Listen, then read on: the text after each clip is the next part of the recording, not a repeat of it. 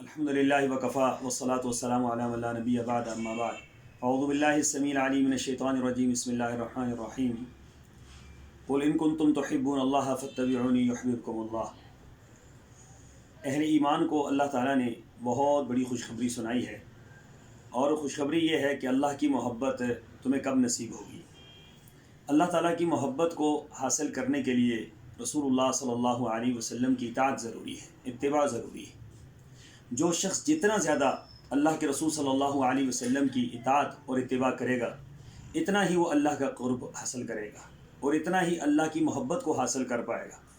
اور اہل ایمان کے لیے سب سے بڑی محبت اللہ کی محبت ہوتی ہے۔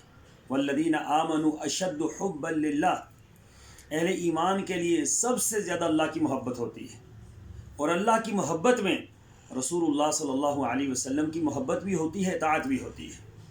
ہمارے ایک لفظ استعمال ہوتا ہے عشق مصطفیٰ، کہ عشق میں ڈوبا ہوا ہے، جی عاشق رسول ہے، عاشق نبی ہے۔ یہ لفظ انتہائی معیوب لفظ ہے، کیونکہ عشق کا لفظ یہ رسول اللہ صلی اللہ علیہ وسلم کی ذات کے ساتھ نہیں جچتا۔ آپ علیہ الصلوۃ والسلام کے لیے محبت کا لفظ جچتا ہے۔ قرآن پاک میں محبت کا لفظ استعمال ہوا ہے، احادیث کے اندر محبت کا لفظ استعمال ہوا ہے۔ یہ جو عشق ہے، یہ لفظ قرآن و سنت میں کہیں بھی نہیں۔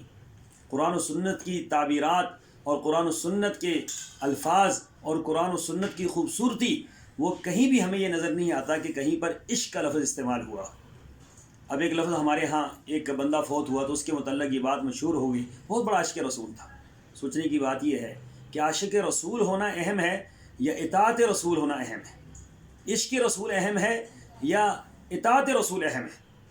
ایک شخص درباروں پر سجدے کرتا ہو، ایک شخص اللہ کی وحدانیت کو نہ مانتا ہو، ایک شخص جو ہے وہ قبروں کا پجاری ہو، ایک شخص مزاروں کا جو ہے وہ پجاری ہو، ایک شخص جو ہے وہ بدعات کا خرافات کا کرنے والا ہو، اور بدعات و خرافات دن رات اس نے اپنا اوڑھنا بچھونا بنایا ہو اور اس کو لیڈ کر رہا ہو اور پوری دنیا کے لوگوں کو اس طرح مائل کر رہا ہو، اس کو ہم عاشق رسول کہتے ہیں؟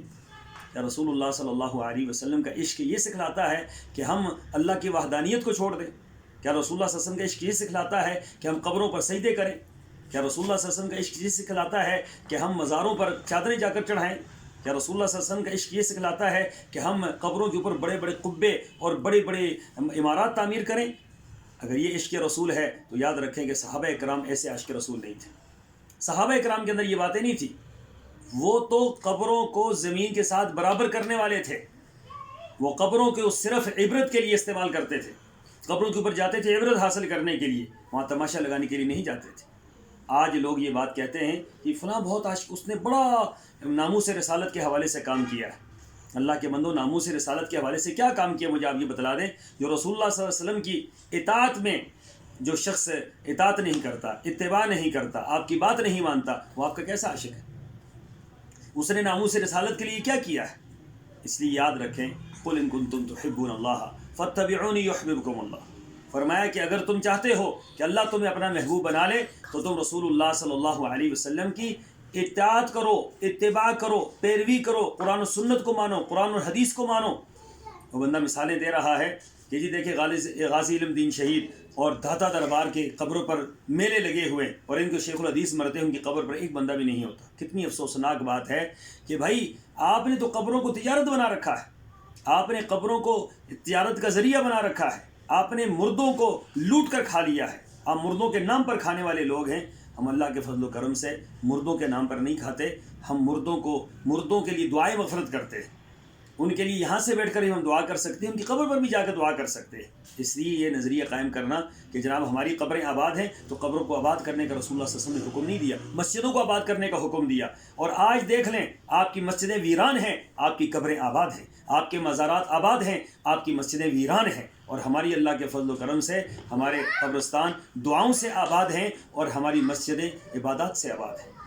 اللہ تعالیٰ مجھے اور آپ کو حق اور سچ سمجھنے کی اور اس پر عمل پیرا ہونے کی توفیق عطا فرمائے۔ وآخر دعوانا ان الحمد للہ رب العالمین۔